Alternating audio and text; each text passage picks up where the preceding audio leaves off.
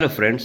तो भाई स्वागत है आपकी एक नई वीडियो में। और इस वीडियो में हम बात करेंगे जो एसएससी के टॉपर होते हैं या जो भी टॉपर होता है किसी भी एग्ज़ाम का, और जो आप गलती करते हैं उसमें क्या डिफरेंस रहता है और आप पीछे क्यों रह जाते हो। मतलब कई बार हमने देखा होगा कि कोई भी बच्चा है जो सिलेक्शन लेने लग जाता है, मतलब कि जिसका एक एग्ज़ाम में सिलेक्शन हो जाता है, तो क्या होता है कि वो हर एग्ज़ाम में फिर टॉप करने लग जाता है। मतलब कि हर एग्ज़ाम में उसका फिर रैंक आती है, उसकी जॉब लगती है और हर एग्ज़ाम में बेटर फील करता है और हर एग्ज़ाम में अच्छा करता है वो, ठीक है। और आप कई बार क्या होता है, आपकी जो तैयारी है वो उतनी लेवल की होती है, लेकिन आप फिर भी एग्ज़ाम टाइम पर जब पेपर में बैठते हो उस टाइम पे आप लड़खड़ा जाते हो, या अपने की तैयारी को आप नहीं उतना विजुअलाइजेशन कर पाते हो कि भाई हमारी इतनी तैयारी थी और इतने नंबर आए। मतलब कि आप पीछे रह जाते हो, मेन बात ये है। तो क्या डिफरेंसेस है, मैंने 5-6 पॉइंट इसमें नोट किए हैं और मैंने खुद मेरी प्रिपरेशन में देखा है कि मैं क्या गलती करता था और किन गलतियों की वजह से मैं पीछे रहता था, और उसके बाद जब मैंने गलतियों को उनको इम्प्रूव किया तो क्या चीज़ें मेरे लिए जो है बेनिफिट हुई।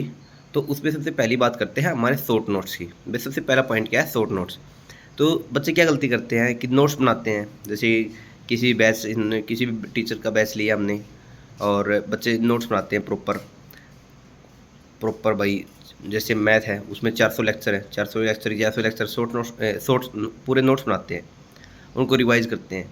लेकिन बच्चे गलती क्या करते हैं, बच्चे गलती करते हैं शॉर्ट नोट्स से बनाते हैं। शॉर्ट नोट्स बहुत इंपॉर्टेंट है, क्योंकि शॉर्ट नोट्स क्या करते हैं कि आपको जब एग्ज़ाम का टाइम 1 मंथ रहता है, 15 दिन रहते हैं, 10 दिन रहते हैं, 1 हफ्ता रहता है, उसमें क्या करते हैं बच्चे, उसमें शॉर्ट नोट्स को रिवाइज कर पाते हैं, न कि आपके जो पूरे नोट्स हैं उनको रिवाइज। तो शॉर्ट नोट्स बच्चे नहीं बनाते, उसकी वजह से बच्चे क्या होते हैं, डिमोरलाइज होते हैं लास्ट में, क्योंकि वे सब कुछ तो रट नहीं पाते ना पढ़ पाते। और ऐसा कई बार क्या होता है कि पहला चैप्टर एक बार करते हो, लास्ट चैप्टर आते वक्त आपको बीच में पूरा 2 से 2.5 महीने का डिफरेंस हो जाता है, तो उसमें बहुत दिक्कतें आ जाती हैं। तो आपके जब शॉर्ट नोट होते हैं हर चैप्टर के, मतलब कि हर चैप्टर के 2 से 3 पेज या 1 से 2 पेज होते हैं, तो आप लास्ट के हफ्ते में भी उनको आसानी से कवर कर पाते हैं। और लेकिन और एक बात और, शॉर्ट नोट्स बनाने का फ़ायदा ये है कि आप उनको क्या है कि आप जब आपका माइंड थका हुआ है, मतलब आप रात को सो रहे हैं, तो आपने उनको पीडीएफ बना ली उनकी, आप अपने फ़ोन के ज़रिए भी उनको रिवाइज़ कर सकते हो, ठीक है? इतना बेनिफिट होता है भाई शॉर्ट नोट्स। शॉर्ट नोट्स में क्या होता है, आप मेंटली आपको क्या होता है कि 5 से 7 पेज हैं या 10 पेज हैं या 15 पेज हैं, यार थोड़े तो पेज हैं। इनको आप क्या करते हो कि डेली रूटीन में 2-2 पेज, 4-4 पेज, खाना खाते वक़्त, आप कहीं जा रहे हो, ट्रैवल कर रहे हो, उस टाइम पे आप आपके शॉर्ट नोट्स आपके रिवाइज़ कर सकते हो, ठीक है? ये बेनिफिट होता है शॉर्ट नोट्स का। तो सबसे पहला पॉइंट हमारे शॉर्ट नोट्स। और ये जो मैं पॉइंट बता रहा हूँ, ये कोई ऐसे पॉइंट नहीं है कि जो आप इम्प्रूव ना करो, भाई ये कंपल्सरी है, मस्ट है, आपको शॉर्ट नोट्स बनाने ही बनाने होंगे। आप एक बारी मान के चलो, आप एक बार बना के देखो शॉर्ट नोट्स, आपके एग्जाम में नंबर भी बढ़ेंगे और आपका जो है कॉन्फिडेंस भी बढ़ेगा। और भाई सिलेक्शन लेना है तो शॉर्ट नोट्स बनाने होंगे। ये जो मैं पॉइंट बताऊंगा, इनके पॉइंटों के बिना आप सिलेक्शन ले लो तो मेरा नाम बदल देना, ठीक है। भाई शॉर्ट नोट्स बहुत ज़रूरी हैं, ठीक है। आप अभी गलती कर रहे हो, आप सोच रहे हो भाई कोई ज़रूरत नहीं मुझे। भाई क्या होता है, एग्जाम टाइम पे आप छोटी छोटी गलती करते हो, मतलब कि छोटे छोटे जो फॉर्मूले होते हैं या छोटे छोटे कंसेप्ट होते हैं, आप ये कहते हो यार मैंने तो ये कई बार कर रखा था और मैं इसको भी भूल गया, ठीक है। तो ये चीज़ आप गलती नहीं करनी है, शॉर्ट नोट्स आपको बनाने हैं। नंबर 2 बात करते हैं मॉक टेस्ट भाई। और कई चीज़ें जो हैं ये इंटरलिंक्ड है, लिंक्ड होती हैं, जैसे लिंक है सभी का। जैसे शॉर्ट नोट्स का मॉक टेस्ट से लिंक है।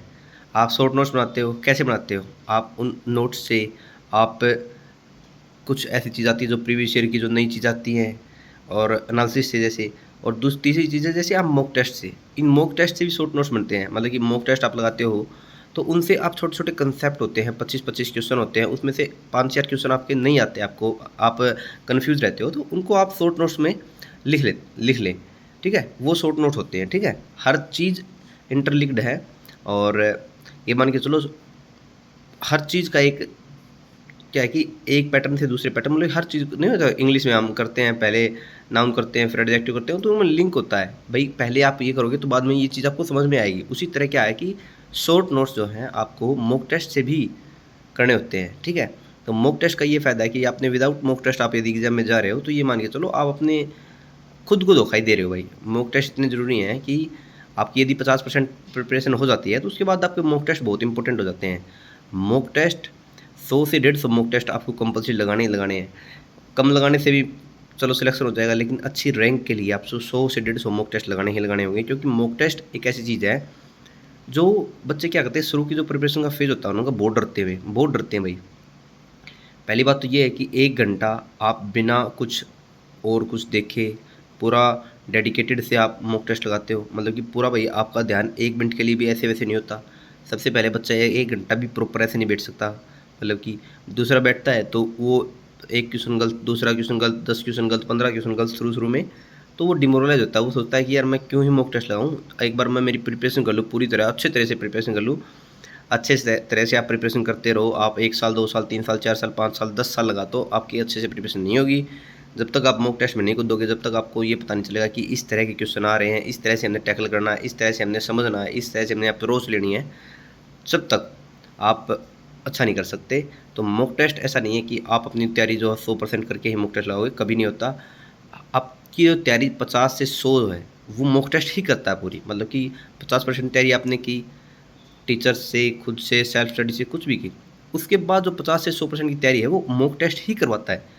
विदाउट मॉक टेस्ट आप वो तैयारी नहीं कर सकते, मतलब कि आपको पता ही नहीं चलेगा कि कैसे आपके क्वेश्चन आ रहे हैं, कैसे हमने अप्रोच लेनी है, कैसे हमने टैकल करना है, ठीक है?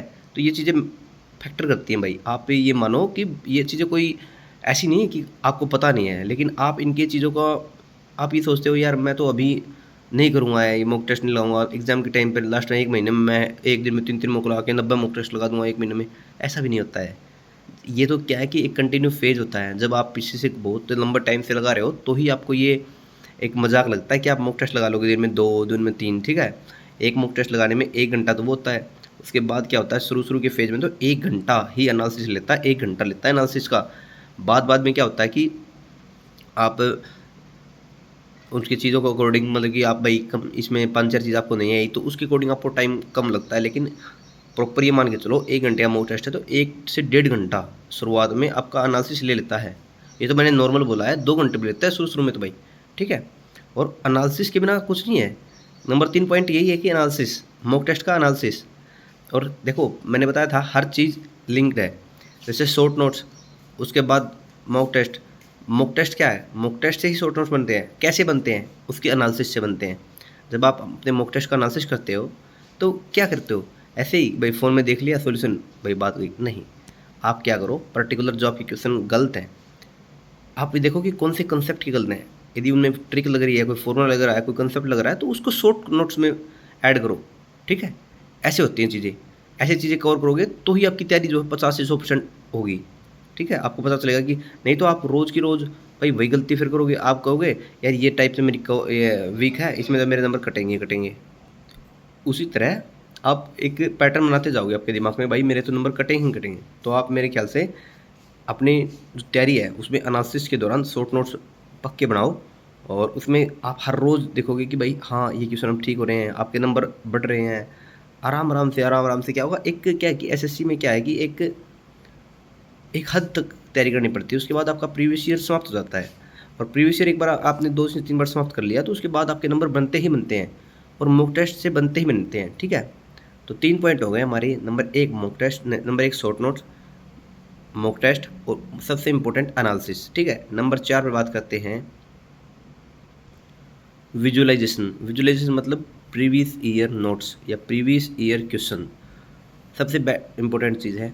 जब तक आपको पैटर्न नहीं पता एग्ज़ाम का, आप कभी कुछ नहीं कर सकते। आप भाई आपको सबसे पहले हमारे जो भी कोई भी किसी भी हम कॉम्पिटिटिव एग्ज़ाम की तैयारी कर रहे हैं, सबसे पहले हमें उसके प्रीवियस ईयर मॉक टेस्ट ही और प्रीवियस ईयर क्वेश्चन ही आपको लगाने होंगे। Without previous year question, without previous year उसके मॉक टेस्ट आप सिलेक्शन नहीं ले सकते। क्योंकि कई बार क्या होता है, कई टीचर्स आपको बहका देते हैं कि हार्ड करो हार्ड करो हार्ड करो, भाई कोई फ़ायदा नहीं होता। जब तक आप प्रीवियस ईयर से टैकल नहीं करोगे तब तक आपका कोई बेनिफिट नहीं होगा। तो 4 पॉइंट तो ये हो चुके हैं कि हमारा शॉर्ट नोट्स बनाने। मैं हर बार आपको बता रहा हूँ, क्यों बता रहा हूँ कि बहुत इंपॉर्टेंट है ये short notes, analysis, mock test analysis और PYQ, ठीक है? और जो चीज़ें हमें ध्यान रखनी है भाई, जो जो चीज़ें हर साल इम्प्रूव हो रही है, मतलब कि क्या करता है कि एसएससी का एक पैटर्न है। जैसे एक साल उन्होंने इस टाइप से क्वेश्चन दिए तो उस पूरी सालों से पूरी टाइप यही देता है, ठीक है? जैसे आपने मॉक टेस्ट लगाए तो आपको पता चला कि आपने मॉक टेस्ट ये नहीं कि आप सीजीएल की तैयारी करो तो सीजीएल के लगाने हैं, नहीं। आपको मॉक टेस्ट यदि लगा रहे हो तो आप CGL, CHSL, MTS, CPU, selection phase, steno सभी के लगाने हैं, ठीक है? बहुत इंपॉर्टेंट हो जाता है कि आप ये मान के चलो हर एग्ज़ाम में रिपीटेड प्रश्न होते हैं हर एग्ज़ाम में, क्योंकि एसएससी इतना वास्ट सोचती नहीं कि भाई वो इतने नए क्वेश्चन बना के लाएगी। भाई इतनी शिफ्ट होती हैं, इतने नए क्वेश्चन नहीं बनते हैं, प्रीवियस ईयर ही बनते हैं, ठीक है। मेरे हिसाब से आपको ये करना चाहिए। तो भाई ये कुछ जो छोटे छोटे पॉइंट थे, और आपको सब पता सभी को है, लेकिन आप करते नहीं हो। और करेंगे कब? जब आपकी प्रिपरेशन के 2 से 3 साल हो जाएंगे ना, तब आपका दिमाग लगता है हाँ ये चीज़ करनी इंपॉर्टेंट है। फिर आप सोचोगे यार काश मैं ये पहले से स्टार्ट कर देता ना, तो आज के दिन मुझे डर नहीं लगता इन चीज़ों से। तो भाई देखो, मैंने तैयारी की और मैंने यही दिक्कत है कि शुरू में मैंने ये नहीं किया, तो बाद में किया तो भाई बेनिफिट हुआ। तो मैं आप सभी को ये बोलना चाहूँगा कि भाई आप इन चीज़ों को अपने प्रिपरेशन में लेके आओ। ये चीज़ें ही बेनिफिट करती है। आप ये सोचोगे डेली हम वो कर रहे हैं कि टीचर से पढ़ रहे हैं, फ़ोन से हमारे आगे फ़ोन है, टीचर समझा रहा है, हम कर रहे हैं, नहीं, इससे कुछ नहीं होता भाई। ये एक हद तक मतलब कि देख, सबसे पहले टीचर से समझना बहुत ज़रूरी होता है, लेकिन जब आप प्रैक्टिस ही ऐसे करने लगता तो ऐसे काम नहीं चलता। हर चीज़ करो, लेकिन अपने आप में विजुअलाइज़ेशन ज़रूर करो। अपने आप में इम्प्रूवमेंट खुद करने के लिए आपको खुद से चीज़ें ज़रूर करनी होंगी। आपको खुद से टाइम देना होगा। आपके दिमाग मतलब कि जब तक इस पे ज़ोर नहीं पड़ेगा ना, तब तक आप काम नहीं कर सकते। और जब टीचर समझा रहा होता है, जैसे फ़ोन में आप टीचर देखते हो, मतलब कि क्लासेस देखते हो, तो आपका ये जो दिमाग है ना वो चलता ही नहीं, आप इसमें ज़ीरो होते हो। जब आप खुद करते हो ना, मॉक टेस्ट करते हो या कुछ भी करते हो, तो आपका ये चलता है, दिमाग चलता है, खुद चलता है, मतलब कि इस पे ज़ोर पड़ता है। और ये ज़ोर है ना, आपने 3 से 4 महीने चला लिया ना, ये 3 से 4 महीने आपने एक बार प्रेशर फ़ील करना सीख गए, आप इसमें दिमाग चलाना सीख गए, मतलब कि टेंशन थोड़ी-थोड़ी लेना सीख गए दिमाग पे, भाई कैसे चलता है, इसको इसको ये आपने घुमा दिया कि भाई चल, चल, चल, ठीक है? 3 से 4 महीने के बाद ये इसको आपको बताने की ज़रूरत नहीं है कि भाई तू स्टार्ट हो, दिमाग चल, कुछ नहीं, ये अपने आप चलेगा और अपने आप बेनिफिट देगा आपको, ठीक है? लेकिन शुरुआत में ये कहेगा ना हाँ भाई मैं नहीं चलूँगा, आप खुद से टीचर से वो देख लो। लेकिन वो देखने वाले क्या होते हैं, जब आप एग्ज़ाम सेंटर में जाते हो तो आपको कुछ याद नहीं आता, आप ना कुछ कर पाते, क्योंकि जब आपका ये कलम चलती है ना, ये कलम तभी चलती है जब आपका दिमाग चलता है, ठीक है? पेपर में विदाउट जो ये कलम है ना, ये दिमाग से चलेगी। और जब तक आपकी कलम चलेगी ना, जितनी ज़्यादा आपकी कलम चलेगी उतना आपका पेपर ख़राब होगा, ठीक है? जितना आपका दिमाग चलेगा उतना पेपर आपका अच्छा होगा, ठीक है? जैसे रीजनिंग और मैथ, इन 2 चीज़ों में दिमाग, आप सोचो कि कलम चलानी होगी, नहीं कलम नहीं, इसमें पेन, इसमें दिमाग चलाना होता है। जितने स्टेप अपनी काटोगे, आपके दिमाग में करोगे, उतने स्टेप आपके इम्प्रूवमेंट होंगे और आपकी जो है अच्छी रैंक आएगी, अच्छा सिलेक्शन होगा। नहीं तो भाई बहुत बच्चे तैयारी करते हैं और आप भी उन तैयारी में ही करते रह जाओगे। तो इस वीडियो में इतना ही है, पढ़ते रहो। सिर्फ एक बात है, इन सभी जो मैंने पॉइंट बताए हैं इनको करो। और एक लास्ट बात है जो मेरा सबसे मेन पॉइंट है, कीप मूविंग। कीप मूविंग का मतलब ये है कि आप सिर्फ पढ़ते रहो, पढ़ते रहो, पढ़ते रहो। आपको आपको किसी को भी, जैसे कई बार क्या होता है कि आप ये सोचते हो कि मेरे को कोई गाइड करेगा, मेरे को ये करेगा, नहीं, किसी को कोई गाइड करने की ज़रूरत नहीं होती। जब आप पढ़ते जाते हो, एक लंबा टाइम तक आप पढ़ते जाते हो ना, तो अपने आप अपनी चीज़ों को देखने लग जाते हो, आप समझने लग जाते हो भाई ये चीज़ें यहाँ तक थी और इन चीज़ों को हमने यहाँ तक करना है, ठीक है? हर चीज़ फैक्टर करती है और हर चीज़ का एक अलग जो है रूप होता है। तो आप मेरे हिसाब से आप यदि कीप मूविंग मतलब चलते जाओगे, तो अपने आप चीज़ें आपकी बेटर होने लग जाएंगी और आप अपने आप सीखते चले जाओगे, ठीक है? तो भाई इस वीडियो में इतना ही था। Thank you very much. Like share and subscribe. Thank you. पढ़ते रहो भाई।